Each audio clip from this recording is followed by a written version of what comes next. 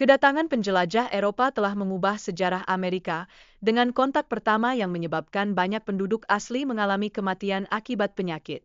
Peristiwa ini menandai awal dari proses kolonisasi yang lebih luas di seluruh benua.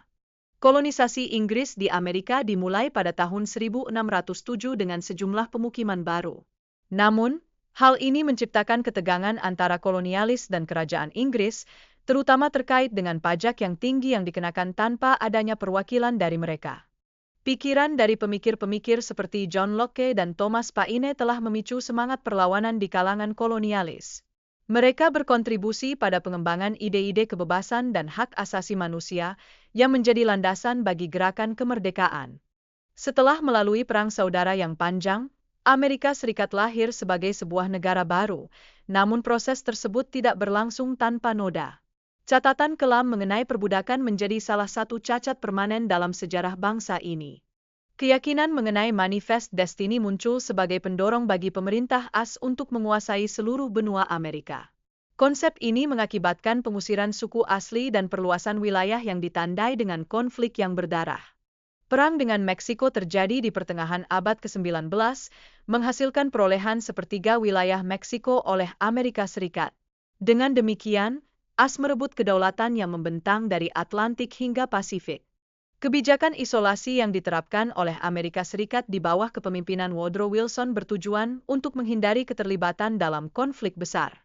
Namun, kebijakan ini berakhir saat Perang Dunia Kedua pecah, mengubah arah keterlibatan AS di dunia. Keberadaan sumber daya alam yang melimpah di Amerika Serikat memberikan keuntungan besar dalam pertumbuhan ekonominya. Tanah subur dan cadangan mineral yang melimpah menjadi pondasi utama dalam kekuatan ekonomi negara ini. Intervensi Amerika Serikat dalam politik global dimulai dengan ekspedisi Commodore Perry ke Jepang, yang memaksa negara tersebut membuka diri terhadap dunia luar.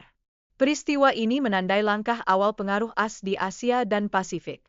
Perang dingin antara Amerika Serikat dan Uni Soviet berlangsung dengan cara bersaing dalam meraih pengaruh global. Strategi yang digunakan termasuk dukungan terhadap kudeta dan perang proksi, dengan persaingan ini mencapai puncaknya hingga Uni Soviet dibubarkan pada tahun 1991. Amerika Serikat berhasil membangun kekuatan global melalui organisasi internasional seperti Perserikatan Bangsa-Bangsa dan Bank Dunia, yang semakin menguatkan posisinya sebagai negara adidaya. Keberadaan AS juga didukung oleh keanggotaannya di NATO. Meski Tiongkok dan Rusia muncul sebagai pesaing utama, banyak pengamat politik percaya bahwa Amerika Serikat masih akan tetap bertahan sebagai negara superpower. Kekuatan ekonomi dan militer AS tetap jauh lebih signifikan dibandingkan kedua negara tersebut.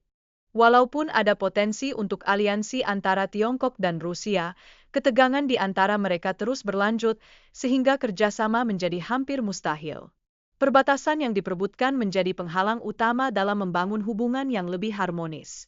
Amerika Serikat memiliki kemampuan untuk terlibat dalam konflik di berbagai belahan dunia tanpa menghadapi ancaman langsung terhadap wilayahnya sendiri. Keadaan ini memberikan keuntungan strategis dan stabilitas bagi masyarakatnya. Sebagai pusat ekonomi global, Amerika Serikat menarik banyak investasi dan talenta dari seluruh dunia. Banyak negara berlomba-lomba untuk menjalin kerjasama yang baik dengan AS demi akses pasar dan teknologi yang lebih maju.